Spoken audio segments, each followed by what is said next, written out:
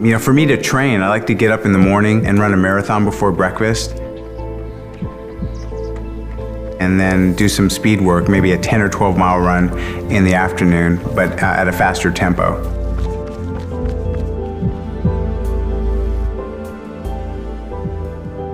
The first time I heard about running 100 miles, I thought no human is capable of doing this.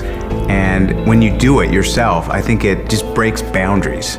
I've run 135 miles across Death Valley in the middle of summer, which is the hottest place on earth. It was 131 degrees. And I've run a marathon to the South Pole, which is the coldest place on earth. It was minus 45 degrees. Once I ran 50 marathons in all 50 US states in 50 days.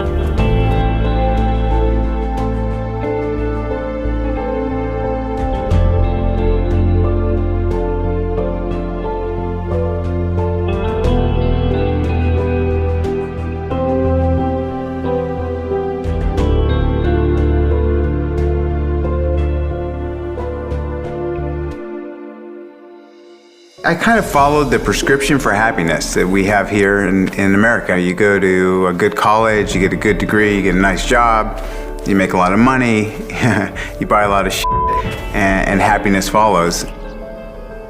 We had money in the bank, and we had a 401k and insurance, and he was miserable. Absolutely miserable. I didn't feel like there's any intensity in my life. I mean, everything kind of came easy. I was so comfortable that I just wanted to destroy myself. I was in San Francisco, my 30th birthday with my buddies. About 11 o'clock at night, I said, I'm leaving. So I walked out and ran 30 miles that night, straight through the night, and became a runner the next day.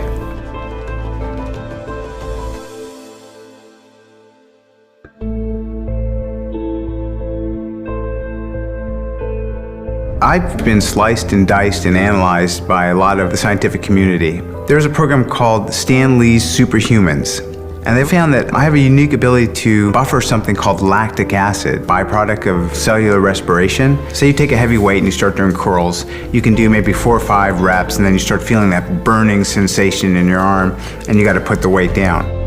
Well, that's the buildup of lactic acid. That just doesn't happen to me.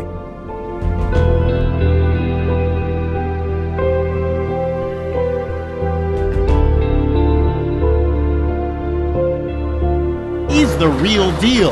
Dean Karnazes' strength is so superhuman, he's the subject of medical studies. Why? Because he can actually run 350 miles without stopping.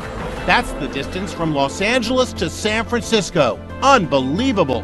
To run that far for that long is a superhuman feat. Nicole Marie Pinto is an exercise physiologist at the University of San Francisco Medical Center.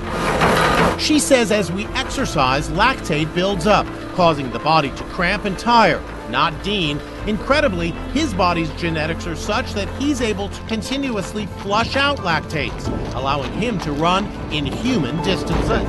Dean runs a marathon unlike anyone else in the world. It's about how fast I go. It's about how far I go.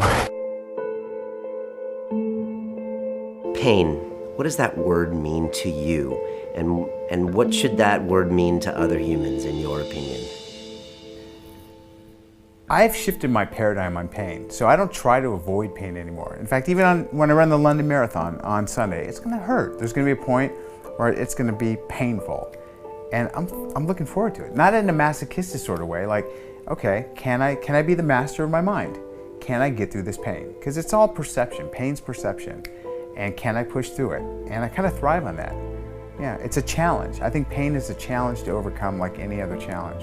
You don't get ahead of yourself, so you just be in the moment. It's very rare we live in the now. I mean, usually we're thinking about the future, or we're checking our Twitter feed, or we're getting texts, or we're reflecting on the past. But when you're in these conquests like that, you don't think about anything except being the best that you can be in that instant of time. So I just say to myself, take your next footstep to the best of your ability.